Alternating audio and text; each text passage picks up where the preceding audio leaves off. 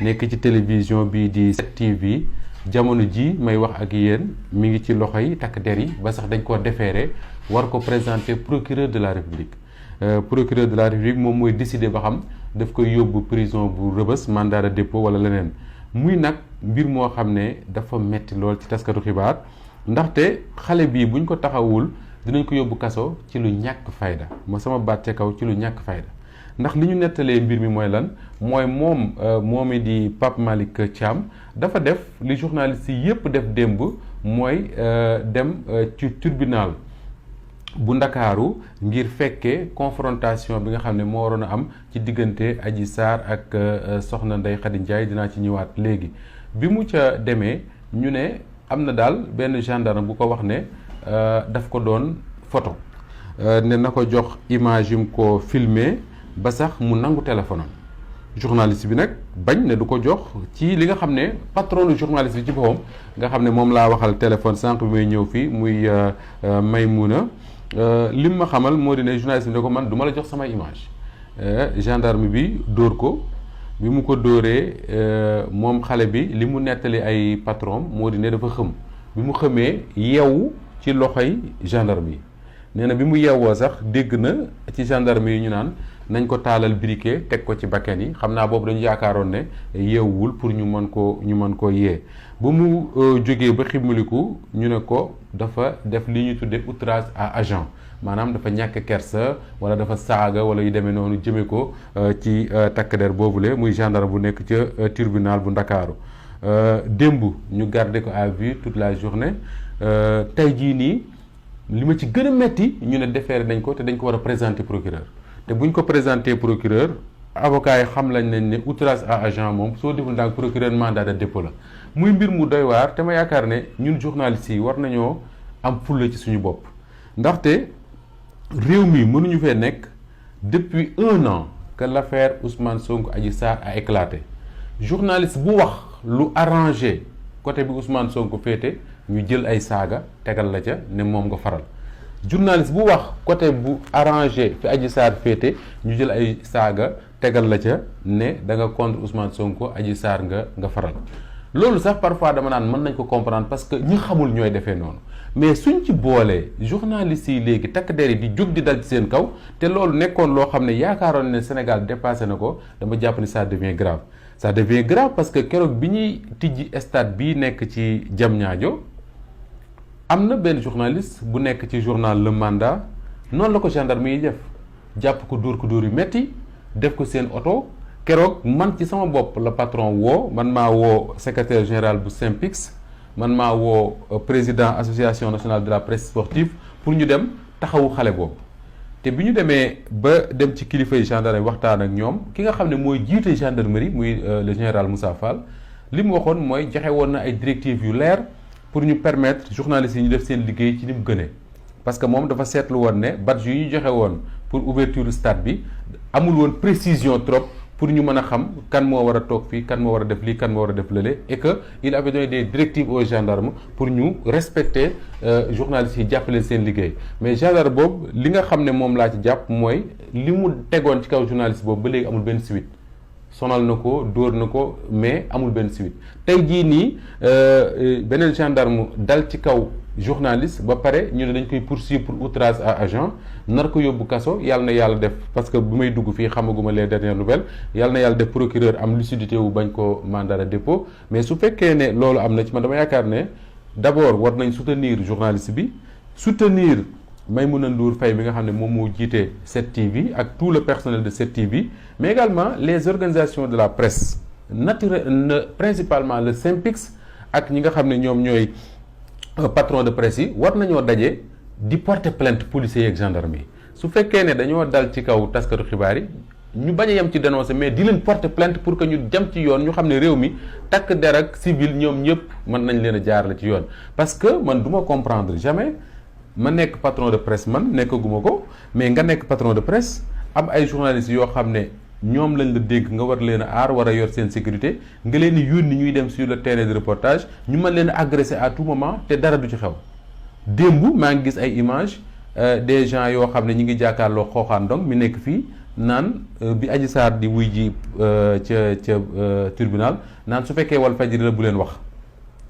fu fekkee Walfadjri la bu leen wax c'est-à-dire que réew mi dañoo dem ba def ci bopp nit ñi que ne ñii fii lañ faat ñii fii lañ faat journaliste li journaliste la et loolu mooy indi yu mel noonu mooy indi violence yi ngay gis parce que ëllëg nit mën na dajeeg beneen journaliste bu nekk Walfadjri wala mu nekk ci beneen chaîne mu mere ko pour X raison mu dal ci kaw man yooyu je les dénonce très souvent et je dis que pour cette fois-ci li ma yaakaar te gëm ko mooy les organisations de la presse waruñu yem ci dénoncer waruñu yem ci saisir je ne sais pas les organisations de défense des droits de l'homme ak yu demee noonu ku nekk di bind communiqué mais dañu war a porter plainte devant le procureur de la République ñu dem ci yoon ñu xam lan moo tax ñu war a ci fii ci Sénégal en 2022 takk der parce que takk der nga war fee sañ a yëkkati sa loxo di dóor journal déjà dóor moom dafa waroon ci kenn ak ku mënti doon nag fii Sénégal dong ngay gisee Moustapha man dëkkuma France mais yéen ñi fa dëkk xam ngeen ci dara mais doo gis benn policier tubaab muy tëgg mbéj ak chauffeur car rapide wala apprenti car rapide ci mbedd cela veut dire quoi tëgg mbéj këlëb mu daanu nga teg ko fan ban loi moo la may nga mën a toroxal magum jëmm ci mbedd mi ban loi moo ko maye léegi bu fekkee nag journalistes yi la ñuy toroxal comme ça ci tribunal te du lu bees man fekkee naa ko du temps de Wade du temps de Macky Sall mi ngi continuer di am mais il faut que ça cesse te pour man li koy arrêté mooy suñ dalee ci benn journaliste yëpp jógandoo dem porter plainte procureur de la République saisir le dossier xam exactement lan moo tax ñuy dal ci kaw journaliste boobu la encore une fois toute notre solidarité à Pape Malick Thiam bu 7TV tout notre soutien également à tous les collègues de 7TV di ñaan yàlla xëy na bu ñuy génn fii dina fekk ñu ne ñu procureur bàyyi na ko ba ñibbi na këram parce que suñ ko mandat de dépôt moom defe naa ne tey ñun journaliste kenn ci ñun wërta reer parce que loolu c'est inadmissible loolu moo ñuy permettre ñu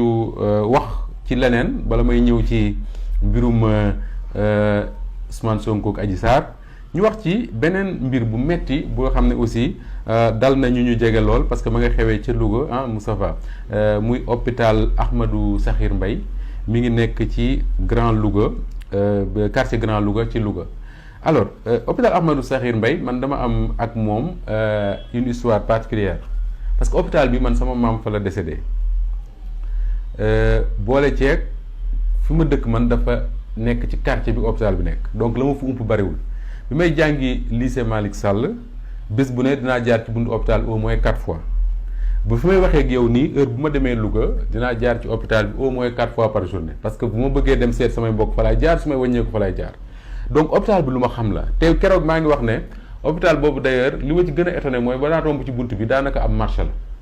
garage yu car rapide afsafurla garage yu taxi yi fii clando yi jakarta yi jaaykatu boutique yi lépp ci bunt bi et d'ailleurs man maa ngi fàttaliku bu ma mujjee Louga gisoon naa ne ñi ngi doon commencer di tabax pour déplacer porte hôpital ça veut dire que ne ñoom ñi nga xam ne ñooy l'administration de l'hôpital xam nañ ne porte boobu ça a posé problème déjà ñi ngi doon tabax pour déplacer ko ci côté bi nga xam ne moo féete ak stade Albouri Ndiaye te garage hôpital boobu d'ailleurs comble de malheur dafa nekk ci même zone ak le stade Albouri Ndiaye ñi xam Louga soo taxawee hôpital ci ginnaaw hôpital da ngay jàkkaarloo ak stade Albouri soo nekkee ci tribune stade Albouri mën nga gis biir hôpital bi et bi fa Wally Seck mujjee il y a quelques semaines tëgg fa benn concert bi waa Louga nee nañ dem na ba 4 heures du matin daanaka après le lendemain laa gis benn waay bu dëkk Louga bind benn texte di dénoncer benn affaire mu ne Wally Seck na nga xam ne tëgg nga concert à Louga xëy na bëggal nga ñu bari mais li ngay concert yëpp di ko tëgg ci bopp malade yi nga ko doon tëgg parce que malade yi tëdd ci hôpital yi mënatuñ nelaw tant que yaa ngi stade muy hôpital boo xam ne pour tout ceci pour dire que dafa bari ay problème lool et ñi dëkk Louga d'ailleurs dañ naan la le fait que ñu ne Astou Sokhna faatu na fa parce que daf doon am doom ñu ne dafa am négligence bu tax mu faatu mën na jaaxal ñun ñu nekk Ndakaaru mais ñi dëkk Louga jaaxaluñ leen parce que man depuis que cette affaire là li ma jot ci appel yu waa Louga mënu ma xam lu mu toll te ku ci nekk bu la raconter aventure bi mu am à l'hôpital wala mésaventure bi mu am à l'hôpital de Louga da nga naan mais lan moo tax nit ñi toog di xool hôpital boobu ba lii am fa ñu koy doog waxtaane parce que waa Louga seen bopp xam nañ ne hôpital bi dafa poser un sérieux problème au lieu que muy régler seeni problème moo tax tey ci suba d'ailleurs toute la ville de Louga waa FRAPP France Dégage ñi ñoom Guy Marius Sagna demoon nañ ci bokk ànd def benn marche pour wax lan pour d'abord ne nañu rendre justice Astou Sokhna mi nga xam ne moo ñàkk bakkanam te le ministre de la santé wax ne commandité na benn rapport wala boog ñetti rapport parce que ñetti mission la yónnee Louga te rapport yi ñu ko génneel yëpp dañ ko wax ne dee gi mënoon naa ñàkk ginnaaw yàlla mooy jël bakkan saa yu ko neexee mais dee gi bu nu taxaw woon soxna ni ñu ko war a taxawoo mën na bañ a dee loolu nag lu garaaw la man nag li ma ci ragal mooy ñu jàpp ne négligence la daal koy jël teg ko ci boppu ñi nga xam ne ñoo fa nekkoon parce que déjà personnel bi fa nekkoon je crois 6 ou 7 personnes la ñu wax convoqué nañ leen devant le procureur ba pare ministère bi suspendre na leen ba pare hôpital bi war na jël yeneen sanction contre ñoom li ma ragal mooy xëy na mënuñu exclure la responsabilité du personnel bi nga xam ne ñoom ñoo fa nekkoon bi faatu gi di am mais il faut ñu comprendre une chose te loolu le SAMES wax na ko le syndicat autonome des médecins du Sénégal wax na ko yeneen syndicat wu sage-femme yi wax nañ ko moo di ne le problème c'est pas le personnel wala boog c'est pas seulement le personnel mais c'est le système qui est défaillant le système de santé au Sénégal moom moo défaillant soo demee hôpital Louga man gëm naa ne personnel bi fa nekk mën nañu am volonté bu leen neex mais tant que hôpital bi ngi mel nee mu mel yii du fa jóg donc au lieu de soigner góom bi ci kaw nii pour man dañ ko war a xolli complètement faj ko mooy lan il faut ñu soigner le système de santé au Sénégal te li may wax ci hôpital Louga bii moom moo valable ci hôpital yi ne ci Sénégal wala boog ci yëpp la preuve man dem naa fii ci hôpital Philippe Senghor kenn nekk li ma ko maa ko teg sama bët ça doit faire ay 4-5 ans Moustapha hôpital Philippe Senghor fii ci Yoff nga xam ne boobu le ministre de la santé mooy seen maire man dem naa fa jigéen ñi wasin xam nga day am période yoo xam ne ñi am doom day barendoo mais ñaari jigéen ak seen ñaari doom ci benn lal wa fii ci Philippe Senghor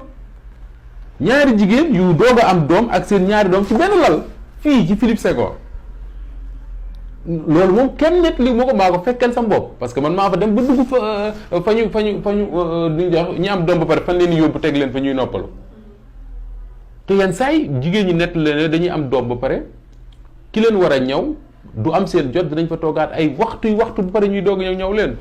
ñun góor xamuñu loolu mais jigéen ñi xam nañ mettit bi loolu metti fii ci Philippe Senghor à Yoff man maa fekkeel sama bopp fii ci hôpital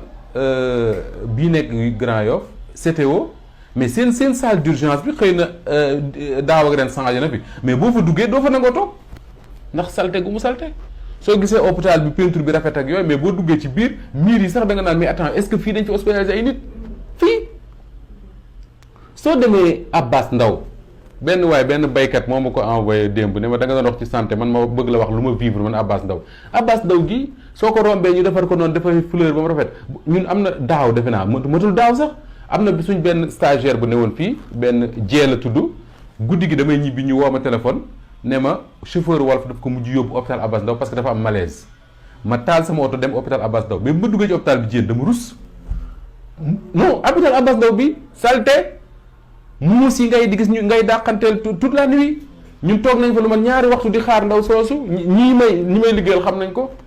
yooyu muus yi janax yi ngay nekkal ci hôpital bi fii boo demee le Dantec man net liwu ma ko mais ña fa nekk di liggéey les professionnels de la santé ñoom ñoo wax ne le système de prise en charge à nu ñu koy waxee sax le Dantec yées goo xam ne ñoom mënatul jël kenn en charge ba pare teg ci leneen ñu ne jot na ñu daaneel le Dantec tabaxaat ko loolu mi ngi ci démb mi ngi ci presse bi ñu ne jot na ñu daaneel le Dantec tabaxaat ko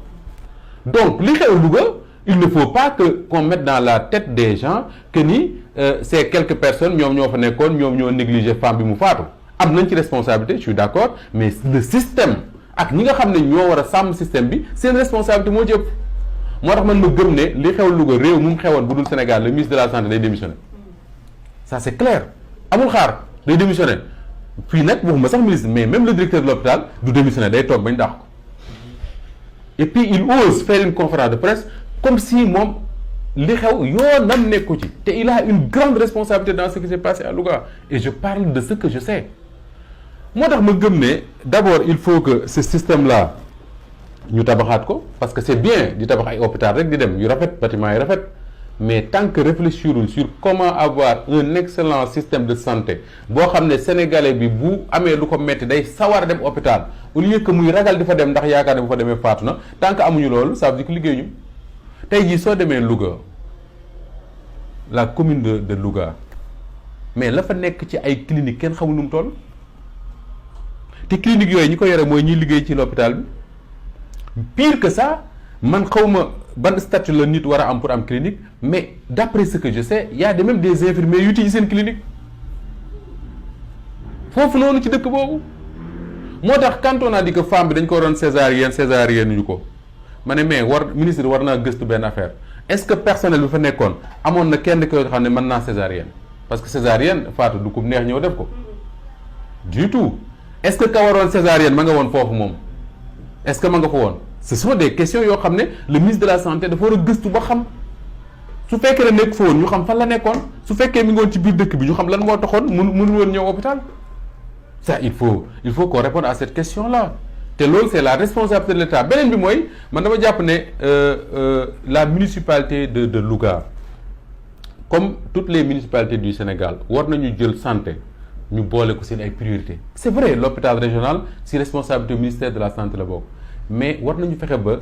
nii Ndakaaru amee ay poste de santé te loolu Mamadou Diop def na ci lu bari Pape Diop ñëw def ci lu bari surtout Pape Diop bu nekkee maire de Dakar je sais que Khalifa Sall également mais suñu municipalité yi bu mel ne